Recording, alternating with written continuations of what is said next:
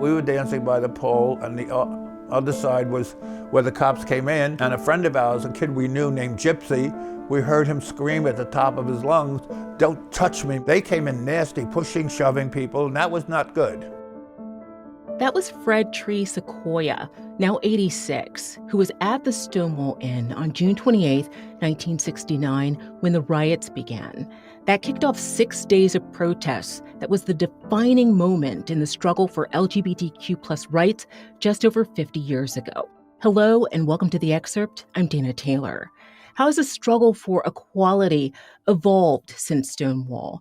And what sort of pressure is the queer community facing now at this high-stakes moment under President Donald Trump's second administration? For more on that, I'm now joined by USA Today national correspondent Michael Collins. Michael, thanks for joining me. Thank you for having me. Let's step back and revisit the history of Stonewall for those of our listeners who are unfamiliar. As we heard at the top, police raided the Stonewall Inn the night of June 28th, 1969. You spoke with several people who were there that night. What did they share with you? Well, it's interesting. They all talked about how the raid was terrifying.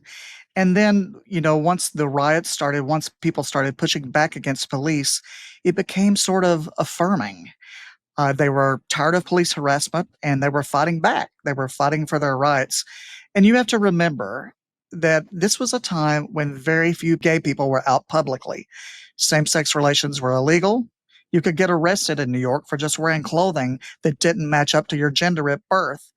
And police were frequently raiding gay bars like the Stonewall Inn in New York's Greenwich Village. And on this particular night, they came barging through the front door.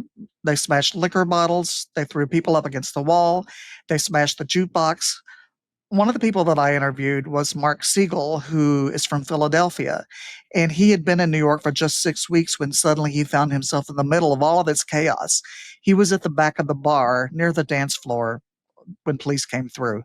And it was frightening. I was scared. I was saying to myself, this is very dangerous. Why don't we call the police?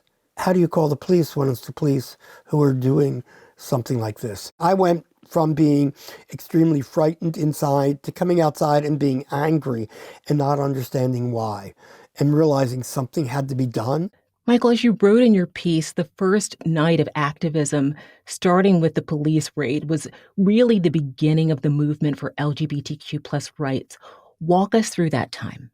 Well, what happened was you had the police raid that night, and then people pushed back. There was a riot that night. People were fighting back.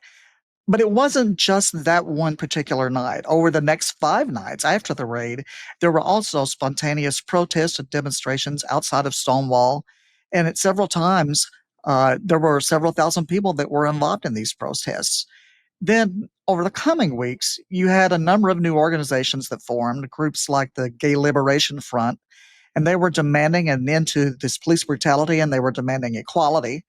And then, about a month after the Stonewall raid, there was a march. There was a small but boisterous crowd that gathered in Washington Square Park, which is just a few blocks from the Stonewall Inn. And so from that park, they marched over towards Stonewall. They halted traffic, and they shouted slogans like "Gay Power." And one of the people that I interviewed, an activist named Carla Jay, she was part of that march. And she talked about how it was a great victory because here you had gay people marching for gay rights in broad daylight in 1969, and no one attacked them. In fact, she said most of the people that they countered were very supportive. So this march really was the first march for gay pride in New York City, and it was kind of the frontrunner for all the pride marches that we see everywhere across the country and really all over the world. And today, of course, Stonewall has become synonymous with LGBTQ rights.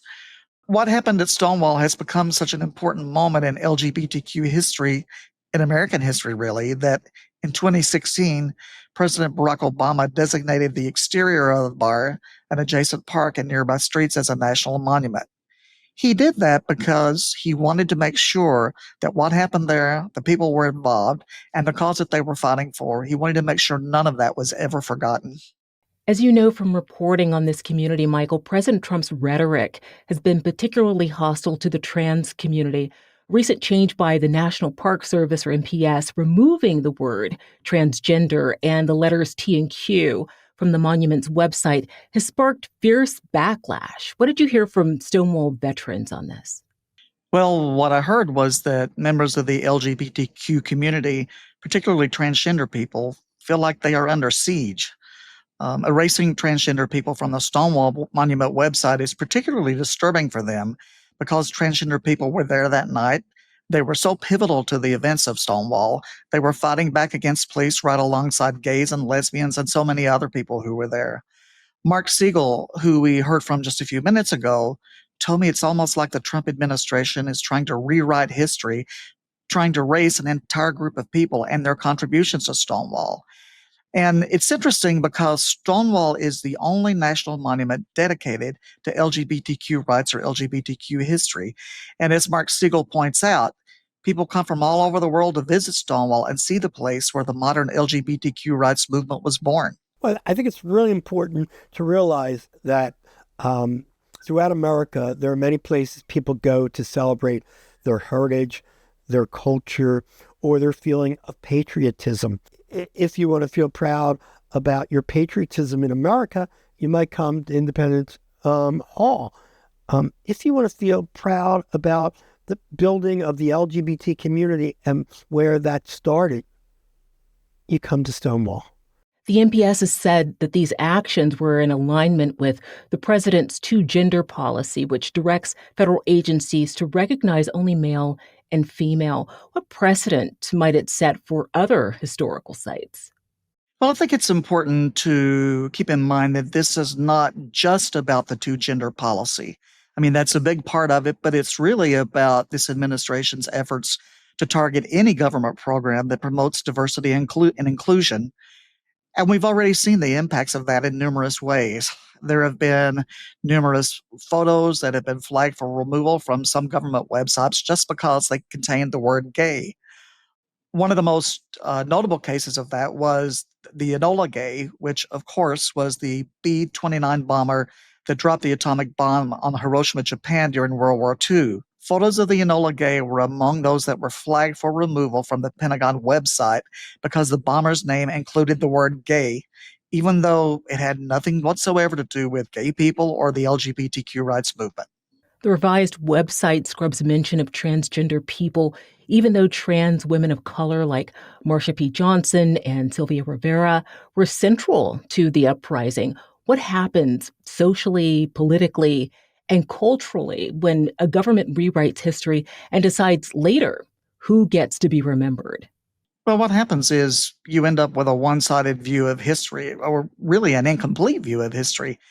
And to many people, that's alarming. One of the people I interviewed for the story was a transgender activist named Miss Major Griffin Gracie. And she was there in New York in 1969, and she participated in the Stonewall riots. And she's really disturbed by how the Trump administration has really targeted transgender people, limiting their access to everything from high school sports to even gender-affirming health care. Here's what she said. They keep continually attempting to eradicate us. Well, we're not going anywhere. We've been here since time began, and we're going to be here in the future. And finally, where does the LGBTQ plus movement go from here? You know, this is such an important moment for LGBTQ people. On the one hand, so much progress has been made since the Stonewall riots in 1969. Just this month, we're celebrating the 10th anniversary of the Supreme Court ruling on marriage equality. And yet, the people that I've talked to are so worried that so many of those rights that they fought so hard for, they're worried that those rights are in danger and could vanish if we continue on the track that we're on. One of the things that I asked the Stonewall veterans that I talked to is, what do you do? What comes next? And they all told me the same thing. They said, we're going to fight, just like they did at Stonewall almost 6 decades ago. And they feel pretty confident, just like they did at Stonewall, they will again prevail. Michael, thank you so much for coming on The Excerpt. Thank you for having me. Thanks for watching. I'm Dana Taylor. I'll see you next time.